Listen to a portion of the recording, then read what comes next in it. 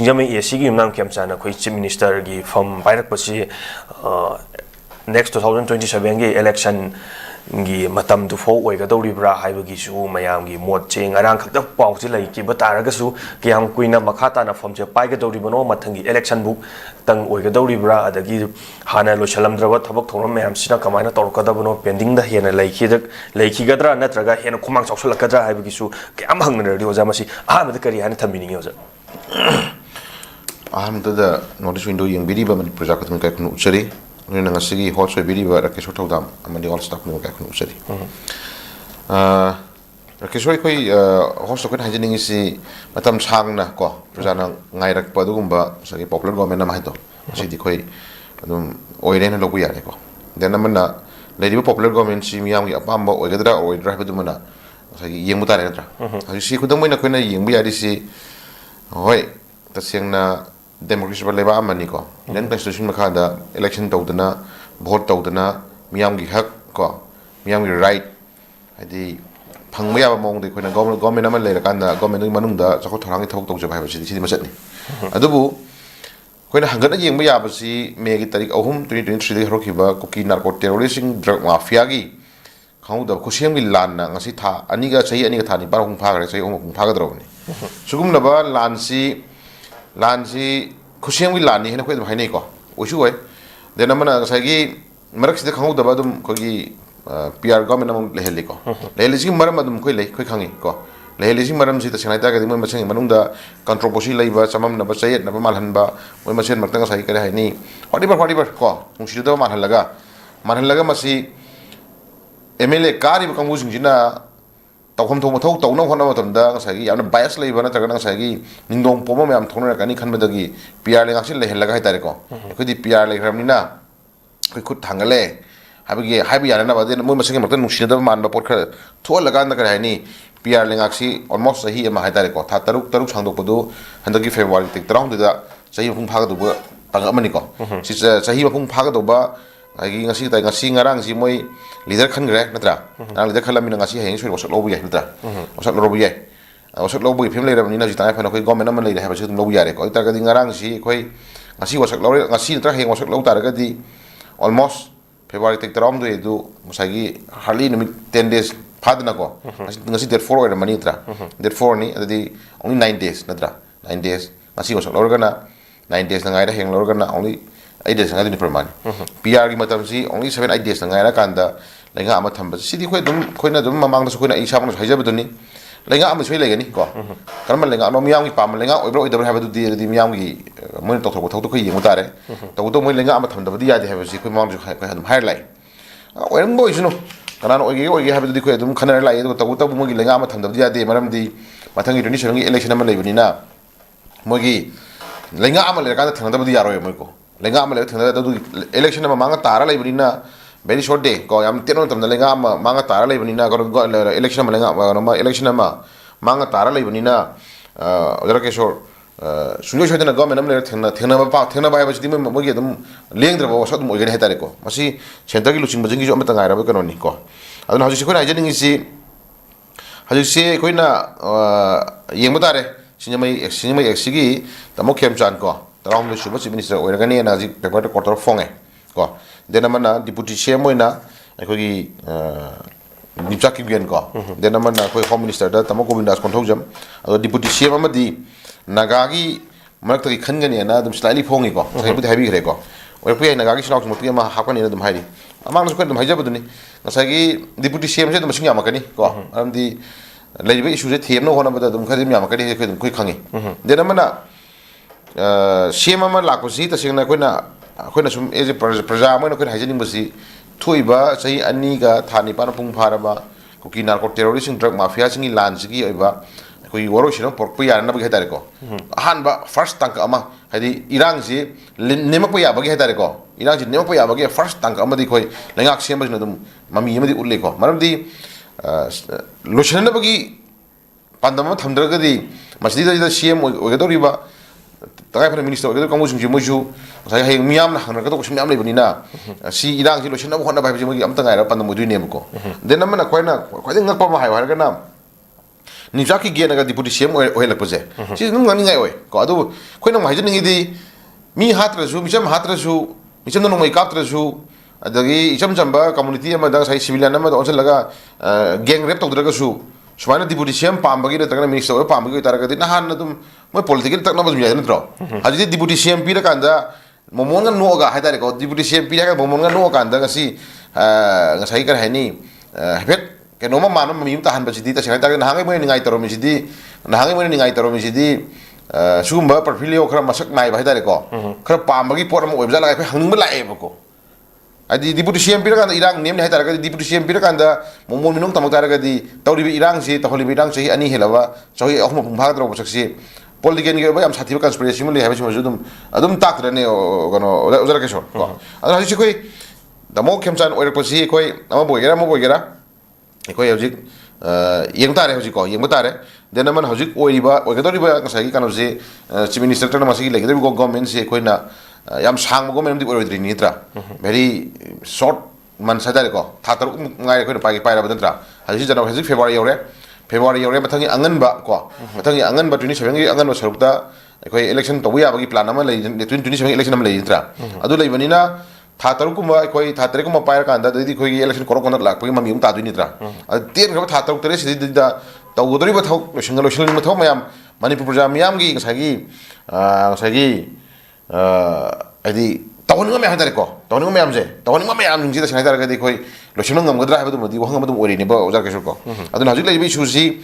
hajik lai bi kuki na ko terrorist drug mafia singi sagi siga ki sunate ko koi da hajik delimitation tawni ne am chauna hajik koi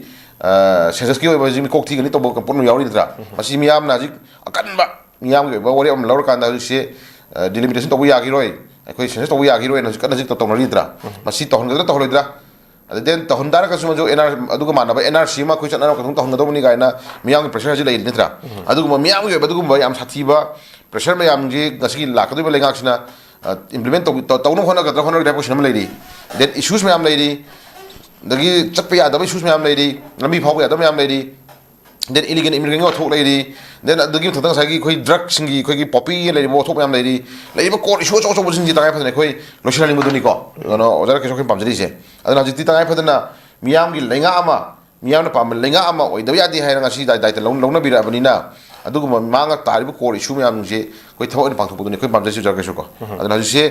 yang asi let's see ko asi miyam na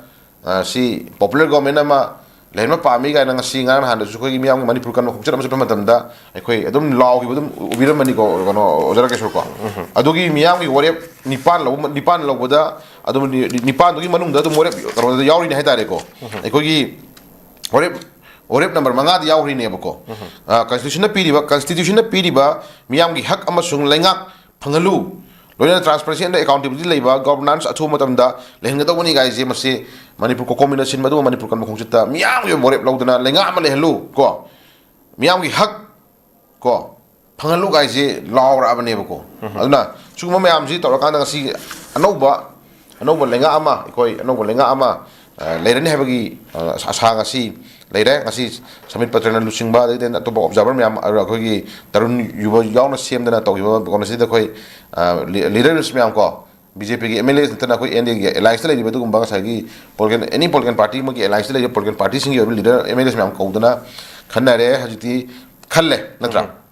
chief minister na tamok khem chana oiba deputy CM da nimchak ki gen hapa adu home minister na koi tamok govindas kunojum hapa adu another deputy CM man amuk sagi maming budi pan bire slightly ko adu nagas ngi makti amok hengani ga hai bagi slightly ka paper tor ko tor phong eta ko aduna sugma mayam ji ji thola amna deputy CM ani ga ise ngangai oide ko ai phakta ga di film ni yakta ga di nganga mamang thai gi buduni deputy CM pa ma kangu singdu CM hai bang thono yaw tara ga di deputy CM manga ko happy ga na era ke so ga dum haina gi buduni ko ani bauti oiraba ya hena si kotrok phong eta aduna sai ida si da ka haini deputy CM pamba ko deputy CM pamba ni chak gen se sai gi ka haini yeng tare hajik let's say deputy CM je hajik ni chak gen da pira bani na makata namu hajik ka haini o ek to busu osin ko ja kano odar ke so kana sum imagine o khanda thok po to kana adi achu bum yawi dina pramani ko oi thorpa ya pot na khona sagat pai ji adum oi thok busu yawi dina pramani ko aduna ngasagi pham so pamiba natranga tawbungamba dugumba erna khara pamiba khoi kuki gi dugumba separate administration natranga union territory da tala lai kangu singse ngasi deputy cm pira kanda momon mino ka tawdana momon mino ka tamai mom khoi urei basi yam questionable am dilai di haidare ko questionable lai duna leibaki yai phana sin biu tawbiu ko haji deputy cm pai re deputy cm gi post lantho e deputy cm du gi manungda magi portfolio khashin bira khini natra portfolio khapira khini duna leibaki manipur ima leibak manipur gi yai phana bagi damak dei leiriba sagi mana koli badu ma kendra gi eme leadership duna hadi chakho thorang da yai phana bagi damak chakho thorang tong na bagi damak pai na ba cm na pi portfolio ne ko aduna moi da scenery badu gumba masak nai ra badu gumba matik chai matik magul lei ra badu gumba pham mayam jing se sisna la na mung misuse sor kan da sagi leibak chakhot na ba leibak yai phana ba ko leibak gi hena gaini chakhopa kumang chun na ba scenery badu portfolio do ona tenana horen aidi pham so pai ra ne na sagi ha nongoi ka pa ya hala ne na ka po noi da ga le khoi lei ra ni noi da ga le khoi baru khin da ga le pi ra ni hai badu gumba magi lamhen tu no ko ki terrorist ga da re ko adu gumba support to ko thok tar ga de du su bera ne bo sin ga hai tar ojara ke ko adu na sai area ji ko na sagi gaini yam chakhin yeng mu yari si pi ri ba phamje pi ri ba phamdon pi khali phamdon si manipur kanana bagdang pi phamdon ha ju ka do phai ko manipur imale bak se kanminaro mioi la kuntra taruk leiba approximately mioi la kuntra taruk approximately leiba akoi frup jati punna leiminari badu gumba praja singji gi yaifana ba sillo chakho thorangi thok tawro imale bak manipur se kallo chakho ma sillo dogi sagi leiba integration nga all leiba nga na honaro haina mu sinna right ne pi phamne ko ona tele nang sagi suma kanda deputy cm lan thoga maitei da onjara no mai ka bana bana thopun thok taraga de du su ekoi am chini ngai hai tare permani ko hana pirama phamdagi khara hena mai ka pa nungai na khara hena mi har pa nungai na ba khadang chau portion pai ro ga na pi bi ta don ubu di ojara ke sodi khoi nungai ta ba lei ko aduna oira kan habana te oira ta bu su osin ko adu bo hojik si khudam na horen question ma sun na ko da yawi ra kadra ji pan mada amna correlated ba question ma di no si haining ma di yawi hai tare si ko sumna kanda paulian hokip ka adagi lenjamang ga di hojik mai separate ministerial union territory gi pandam do khongoi na asi paper di yakhol ine ko sumna kanda na amana kuki mo emele darasing manung da amana deputy cm pai bada momon minok tam dana nok phet tawra ga sidi sai okhan wai khala ine ko sumna kanda na mo emele ani manam ka dawre sai gi separate ministerial union territory tan madu khoi kare hani hongoi filo hong hai ine ba ngarang su susampur gi area dra sabitu correction facebook da khara bailo be onri dina ko khoi nibjaki gi na deputy cm gi harauri bra moi maru na khangidre ko adu mayam na sum ko to phone pa di ngasai gi popular government ma sem ko du pam da bagi against no mai company ga di hai ko ngarang phone na dum thola ga noi pa thola ga dum adi afo mo moi dum pa thola ga ngasai gi nimcha ki gen na deputy cm bagi harauri bra da government ma sem pagi mo da moi da ngasai gi nungnang poi bra ma di tawre du ngasai gi noi phone na kap na ha noi phone na kap na no popular government ha ga an taw law khong taw dum khoi dum tai ba ko ado kai loan bi ri khangdre ko kai lon bi ri khangdre ado nang sagi loli loan do sagi imale bak manipur se chanari loan juna tabni na khoi di raini ado moina tawriba afong mon ngai pai raga phajaba ngai pai raga sagi maya mang thok tana du gumba sagi hauja khudam moina manipur na sagi am historically ko manipur statehood phangmon no minama da phangyo no minama phanghen pataw no minama da mi me hathok gumba ko adu saka no bo seme haira kada nomoi panang kapa gumba ko adu dena manang sai kare hani manipur gi het kai gumba thorom yam historical thorom mang thok kana sai gi bom kapsun gumba ko asu gumba chana bisum tawla ko je khoina leiba leaders no si ubam thoi adu gumba lamen tu me thok tor gumba sum bau da sai gi yana ba sum haira taraga di ojara keshor drug thaba kangbu sing ji themna hona bada drug tharanu hingnaba lambi ma pigi hai gumba ko somna kandana nga sagi hingjana na bane footpath na tragana lambi shor khatang ma lambi panda hingjana na bane enjama na masing yon ba na tragana kaino ma chakho na bane na niom chuna thok jabaduna nga sagi lambi cross option li ha lambi hinjal laga ekta dukan phamjal li ima ibe na ta sai bazar mu footpath phamjal li ga na nga sagi enjama na masing khongpa na kawi ba ko khongpa na ka tan ma khotpa da process ching hai ko uri chinmyam uri dana somna kanda drug thari kangu jing je koina hai drug thabi ga no ga na khoi sagi yamna ବ୍ୟବହାର ma ko drug adagi sun drug thai kangu singina ai hingnan na option leite popi tha ga khoi hingnan na option leite ga ne hai gumba adu mo mising na sagi drug to tha ga nu popi tha ga no gi hingnan lambi yat ke loan pi ge ga ne hai gumba ko system ne no to mo sum le bi asi da no lai ba lengak sin ai khoi wakan muna khantan jani hajik yeng batare ko hajik yeng batare hajik laiba khogi tamok khem chan ji shu dum sai kare ni minister kya ro ko speaker or la ba minister kya ro la ba dugumba yamna well kare hani politician khogi dum sangna portfolio so myam paidana myam ki thok tor la ba dugumba leader mani ko hajik manipur myam gi mi la kun thatro ki ba daita je mon da ju sinabi re sinara mani hajik ai fa ma ga tarib ko issue sing je khoi thama ga tok tere sidida ai fa dana hoi no ma ga ji matam sang matam mani ko jamang chok ko no ojara ke sor ko no ma ga ji matam sang ba matam ni ojara ke sor dana tha tok tere matam phang ma ga jam sang phangi ko aduna sagi ton ning ba to bu ya ba thau khara di khoi asam ni thami hetare ko adubu amuk su khoi na yeng ma ya re si tasengna February tai tarom do gi leiriba ga sagi PR gi lengak si sangdo ki tara ga di MLL di jok to ko film la ko ni na nampu sapuda lenga am chem da address nun bako sigi lenga action am ko dawre PRD je mu chanar ro letra lenga am le doro munina adi PR chanar doro munina potu magi chalamba teni ro katha mangar ni lenga am le rani ado hengam mak ta yanar tre ha kanu PR thamjala su kai da bako ado am another election amal lakti ba bodi MLA na dum hingma yan na lambi mai tare ko ado policy tori bo khang dre ha tare ko aduna sim o hening da bo ni ko khai ri ko ko na muchme wa nte ya muchme wa na sa de o hening da bo wa ni aduna but ko ha jening si khoi hajuse andi apun ba manipur na dugumba miyam gi hak phangba ya ba lenga ama khoi talak matam da lenga ama le hel mi rawni na manga tarib ko issue miyam gi khoi kupna yenga kan da khoi thok to honding ba le ado dena mana asagi makhata na deputy CM gi post pai bi re ni chak gi gen ko ni chak gi ji khoi deputy CM gi post pai bi re bani na khoi makhata na irang tong bi ranu khoi jing gi ko pham phaja pi re deputy CM gi min thon phange haji makhata na irang sakat piranu makhata na irang tawbiranu manipur je ing tapa manipur to henji ko sai disang chena hingmin ra punsi mai ndo ko dum chadam hona min ji taw taw sai eda ji de ko compromise to ya da mana ko ki terrorist sing drug mafia sing di koi masai eda ji de manem ko ne yeng na bo ni le pora mari na si de ko na compromise ko ngamo e ko aduna makhata na ko ing sai kare hai ni makhata na le film je koi amuhan na manipur ji rang thok tan na ba ada le minai community ko musin usiana na mi community ba chama chasing makta nongoi namsen biba agi mi lam thugai ba khogi wating che thugai ba nungpak thajan ba ko lambi phayeng ga thoi mi ang je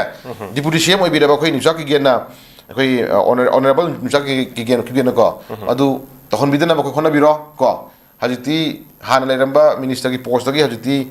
CM amagi deputy CM gi min thoju phanga bani na khoi phamji wang khalai mi dana ko ojara kisho ana phamji wang khalai bani na thuali ba irang tawli birang mayam ning do khoi tohon bidana ba ong thembiu ko manipur ing tamnam do chamin na ji hajiti nung sibiro deputy CM gi phamok ti pai na sidun ro deputy CM ga je to ogia pona te ba ojara kisho ko CM gi min thon phangalai ni pramani aduna hajiti leibak che thugai biranu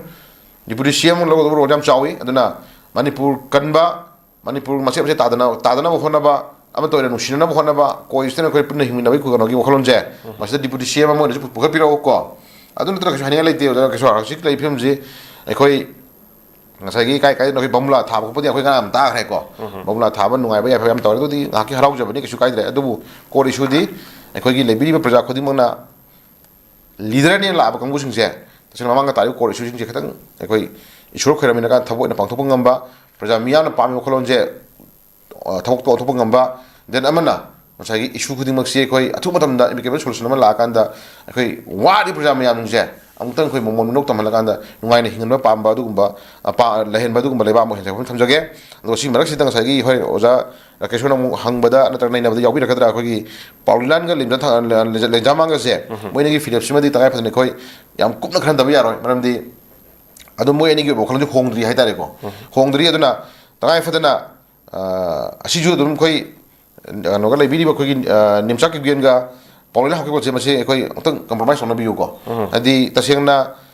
deputy CM ga je khoi gi paulila ji pamam basu ya ye ko mangon da pirak tre ga na ma di aphinga da lebi mongju male sum je ko aduna mangon da pirak phaduri bra natra aduna sumna kanda ngasai gi phagera pharoira khoi gi honorable khoi gi madam nimsak gi no ji ta phadna khoi karani sinaba yarani na sinaba padubam labani na leidi ba khoi paulila hakko ga adil le jamanga na masikar penthopiro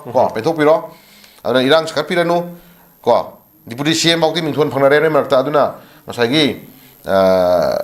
irang sakatna manipur jok ing na chingna le oibinasi hanjan hanjan nang sai sum yamna irang pamak taragadi ko lebak thugaina sum honar taragadi badu di consequence di ekoi manipur praja miyam le habje manipur khundamini furu manipur thugai pamdaba ngara nam chakhiba manipur kan khongchada sakhi warkanda adu manipur thugai pamdaba manipur damti male manipur damti ekoi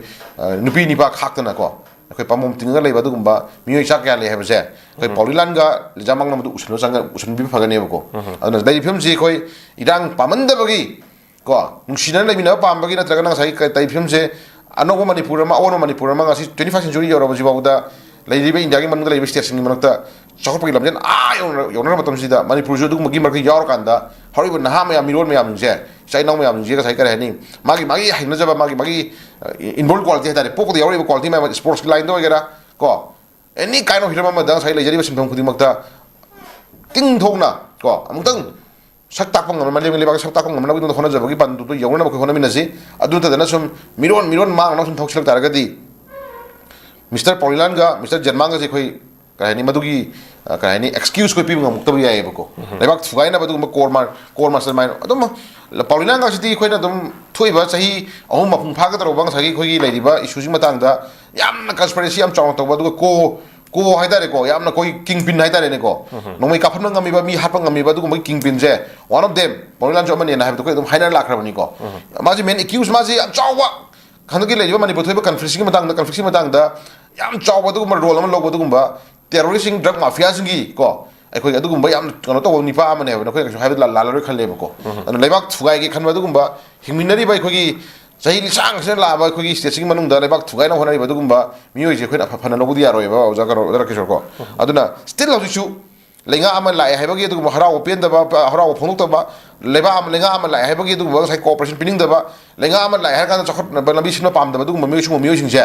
miyoi sing ta phana khoi logi ba chlo khom sang ye ba ko aduna lai ba pasak se khoi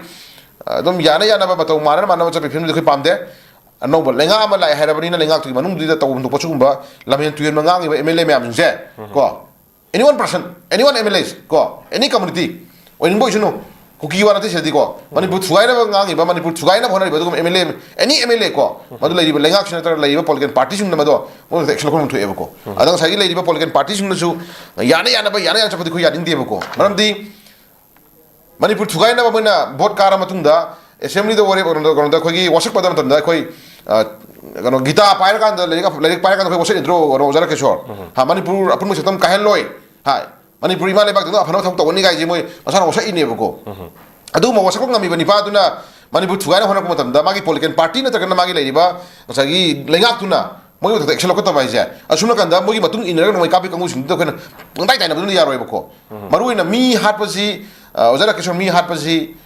mi thang yala khali ba ni pa dun ta ba mi halo so injili ba ni pa do mi halo so na direction to ri ba ni pa do ba ju chap chana mi hali ba ni pa do phang ba kan do magi ko so magi penalty do halo so injili ba ni pa do ma do ne char phom thu e ba ko ar haji sim manipur da ku ki terrorist ne injila no mai ka phali ba drug thaw injili ba drug mafia jing do adu injili ba kangu sugum ba paula hak mani pa ja ba ma action khom thu e ba ko moi ko mani pa jing ji para tam bidri ba log ya action ko te ba budi manipur shanti phang e ba ko sai manung ji da magi political party jing na achum ba sa na asing ba sa na ngang le di ya roi ba anyone kana go mi na any political party magi lai ba lu ching ma marak ta ki kana go mi na manipur thugai na wangang pa je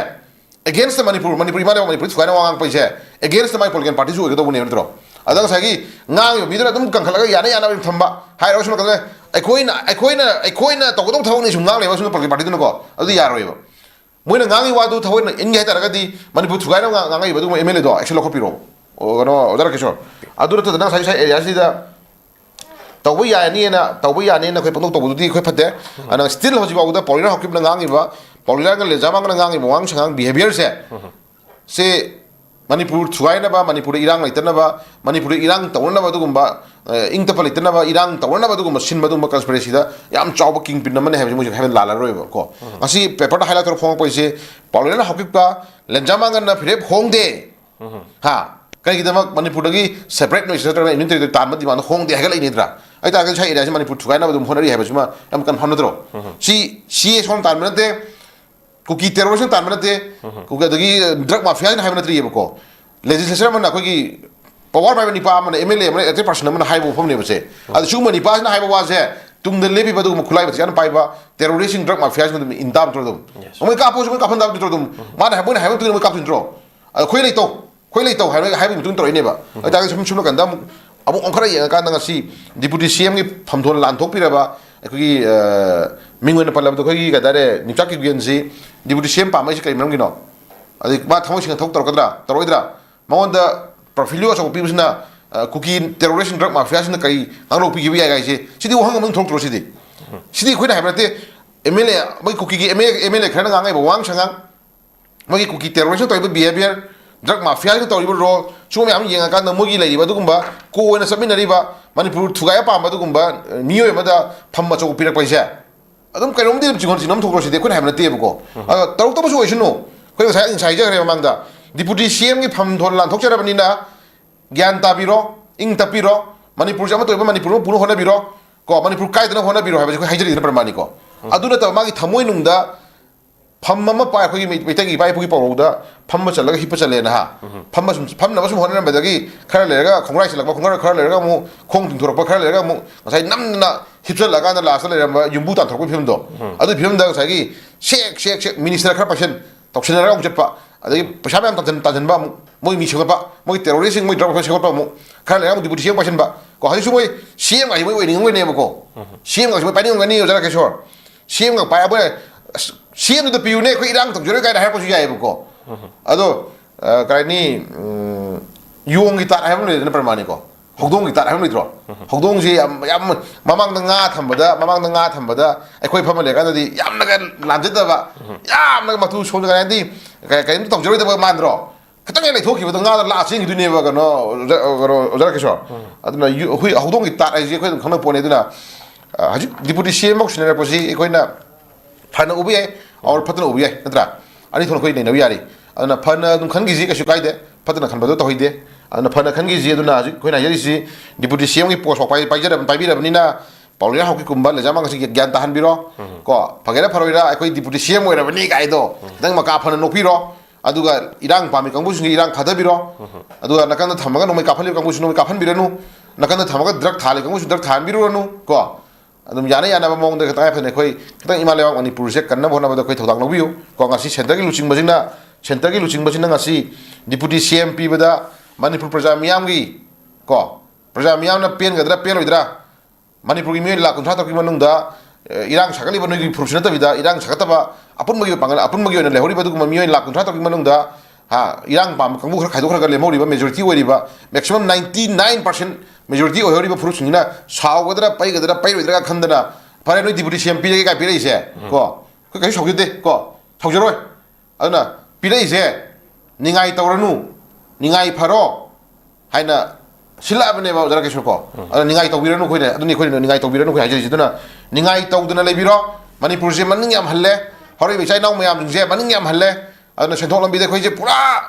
maning hangre aduna chokot lambi de khoi je pura maning hangre aduna ongtang ni imalewa manipur je phajagana ba ko state khuding maka changdam na matam da top pa ko state na mo jari ba ningthok palamba manim khatar lejaram leba ujaram ba senthok lambi masai lejaba semino lejaba ko masagi tongan ba hiram khuding makta culture gi loan gi mayek ki ko everything khuding wasa da badu imalewa manipur je na khoi khara na maram mona ka na sai kai ni pura maning han baje maximum phogi deke khara maning han baje si am phate aduna ngasi deputy cm gi phammak sinabi reise ekhoi sinna maram mona ka da amu hanna ko manipur irang tawiranu irang pami ba kangbu pawle langa se khoi thembiro sabiro wari sabiro aduna khara khara wari sabiro ro sinabiro aduna amu hanna khoi irang thu lagom si free movement ja hanbiro ko kana na khangni sai deputy cm je pira matung da adum ningai khara torposu yari ojara kesur amusu ko aidi kai ningai deputy cm ji gi marum da deputy cm har kan da deputy cm na dum khilla le bidia da mina deputy cm du gi makha da horen profilio khara lakduri dina pramani ko department khara profilio khara lakturi bendro kai kai no khara lakta du da khara khara ni moina pamba department khara jom mahi manai thoka to department khara pam padagi ningai ga tawdana khara paithok da muktra ga legidra du kha chinwa le di ko adugi deputy cm du gi marum da makha da sima pairo ka na ha ko yari dina ado pai ga do mayam do moi ka haini adugi pai phangna ba khoi ka haini dum khara tarposu yari do bajiti da kai phadna deputy cm ba lan thu obani na ningai kan to biro nu ko to biro nu yana mong dum pai biro ko pai biro manipur jam kan biu horen wasak lobda khangani natra wasak lobda adomna paibi dori ba khoi gari gita haibra kaino ko gita paira wasak dori wasak potu deida aina deputy CM ojari se separate administration unit territory phangdo kai adum ojagi duini haidori bra leba kan gero wasak dori bra amusu koi nei nam jangai bo garo jara ka thamoi da haidari ko adu matham moida na ama chindana ai aseng mata ngang jage achu mata tau jage ai ima leba ki damak tai ai achu thok to ni ima leba kan gani haina wasak iba poto chima da ngang poto chima da ngang thoga thamoi da khangani ga singam dara ga de su pai ga dori bo leiri wasak ka dori poto khoi ibdo ibeno no korma labni no siko adu nang sai gi toksin labno di yaro jara ke shor ko soidana pap pugani daga madugi oba sai gi kara hani pap phangani hedare ko aduna mase khoi ne yam lai lo yaro aduna lai film je khoi yengduri si ojara ke shor tha ma tok te ki oba kanoni ko election 27 election ma manga tara lai rabni nai khoi thon do thon dre ko amon thon dre aduna khanghaudana sai chujampur da ni ga hai badu gumba sai video bhare na moi reiba nomoi putho barang ka pa dum takpodi khoi ano bo lenga ama la e ga na hai khoi harau ngai di oidri ko oidri kana khangni lan je to makha tharo ga na injila ku jari pramani ko ana yenga si letsi afaba ya afaba do oiresunu ko afaba ya afaba do oiresunu lenga ama le bi kanda prajasunu wari ba prajani thanai ba chami chami am ji ko oiresunu oiresunu ana sai gi paibi di badu gumba sai kan me am jina su khoi ma ha jagi uduni semo dri lenga si lenga ama di semanningi adu miyam gi lenga orgadra na tragana masagi vested interest adu gumba di oiba lenga orgadra ha di question ma dum le nem ko adi yang sai 27 gi election ma thena na hona matamda lenga ama le thena ba habisna di khoi apang khali kali na ojar kishor ko anu MLA kharadi vote ai MLA oina le raga thena jaba lenga ama le raga thena jaba duna sai nungai jaba MLA sum yadu ni badra sai magi phangau da ba tikanu ga ge tu jamela me tasen khomden ba du haribar ko tai fa hajik to haki loram da gi tenira ma gi tai fa na ko gi phanga da MLA gi local MLA area development phangi ba crore ani homni phangani hedra ado to ba phangani adu gi bisha gi do na sunya sem ju semo hebra se te ko sunya sem ro kha sem ju kha ta chal laga gi ma gi to am kha phanga do kha bujla ganda makuta vote 27 gi da khoi crore manga ama tara am ne khuta pai du ne ba jar ke so adu crore manga tara do pai ra di hui law no vote ne yara ne metro sumna kanda haju lai phim ji nam da ne wa lam ni na hoi paisa pai ba khara le ba gi thong tong khara bu thui thorok pai ko tasingna andaki tawdu be election gi lan sidi namdana laira hale namdana wahala banina icham jamba election di oiro ne ba ojara ke ko adi tawbangam ba ai ni paisa mayam tinga ju vote ka bang moi do yaw du ni ko paisa ja aroi thadra ju paisa ku sidana vote pier ko pi da sum yaw du ni ko adu tawta bu vote khom nungai ba na tragana miyam da wangang ma nungai ba gi mut ma hai tara ga di paisa jom pai di karo taram ku no phika option laga vote khom di ngasai gi masak fajare ko masak fajare wang chang ju leme ha adagi den tawning ba haining ba ngang da su dum pa e pa picture ne tra ado sagi khara laira jaba miyam gi seba sema tawning mu jina wa har ko di sagi kitang maning thung ta ba miyam gi awa ma mateng par khona ko maning thung ta kan ka hani as mana taro ke dino da ha ba gi du magi ano je oi uta tara kan di bot lepse bi du na sagi thabo shok tu ne ba jar ke shoko aduna handaki lengak si miyam gi lenga orgadra MLA khara ki to ngam sai vested interest ki lenga organ ha madi question ma dum nei dendra adu ani go yerasnu ko sukai dre lenga ma lenga ko manga tara banina asigi mamang da mang riba ijat ko sorry mamang da mang riba ijat miyam na thajad da ba lai mayam je tha tok tres mo phut pangam re yeng tare dra tha tok tres mo nam phut pangam dana miyam gi apa ma miyam gi khali bokhlom miyam je tok propagam tara ga adu su dum phai natra adu ta bi da koina ku yeng ta risi ku ki ge dum ba sai gi MLA khara da phamma cho official laganda moina kai dor kada ke moina kai la sana kada ke hadu ko yeng ku yeng chang ye bako adu yeng na bi da mak lebi leader sim du khanom changi saka seme haibaga suna kanda polan ga jelmanga na sai lejabanga na haure edna philip sitra philip hong dena ana su mu controversy me thon da phai ko icham chamba stakeholder amana na tragana kala ko misha amana kana ko civil organization na law pon tar ga di adu su ko adu moy tanjari bi tanjari bi dun happy vote karaga lepaga miyam gi mihut oro moisina miyam gi representative oro moisina swana lebak thuena wangang go sidi khoi sidi yamna khoi tama ngamukte jar kesor ko ana masi lakdo belengak se phaba ai phaba dagi miyam na pami bidu malengak to henbo oisinu haba thamjage to uda boy khoi miyam na kai pami ge habasi madi ko miyam na kai khali miyam na kai pami ge habasi publicity badu gumba respected members in ministerial madu amangan thamang kan kan tabi chumi ha humja smai thamjage o jar 오케이, 얌나 마릭 좀나 하나 탐비가보다 거기 mayamna expectation tawriba akhoi kanana chief minister or kadabano na mayamna expectation tawramise mayam marak MLA jing minister jing marak tai khangkat pada mokhoi taruk subject to correction moi manga taruk ne na sul hari adubu mayamna sungtha thajaru daba oirakani hana khalu daba mayamna manga taruk tu dagi expectation tawje two of them yam maruina khalu ba mioi do yarok tabida tongan ba yam expectation tawu do marak tagi am khalak khibda mayam je ngakningai su oiba amadi mi paningai su oiba ni hoju phawnari se mase kari maram dagi kari karamba we dagi yenga khalak po oiga dawribano khogi MLA sing minister sing gi marakta khoi hoju jik lairiba conflict sigi de marakta kuki gi IDP sing gi marakta changaga awanungai gi wari share tawruba awat pa kari leiri hana hanguba se khogi singjamai sigi hojingna chief minister gi famda lakpiraba khogi nam khemsana hanba su oigane haina so mayam su thambiri adu oi chatluba gi khoi kuki gi awanungai kuki gi IDP singda awat pa kari leiri haibagi hanguba duna nutrient noina khoi maitai kuki gi ani marakta thonoi complex da nutrient noina ningai sangdana bagi marakta leplaba ngamgani haibagi Delhi da sagan pirakpo oigadori bra haina so hangnarakli aduga matamamda khoi who is the chief minister haiba taragadi yamna popularity yam wangna yamna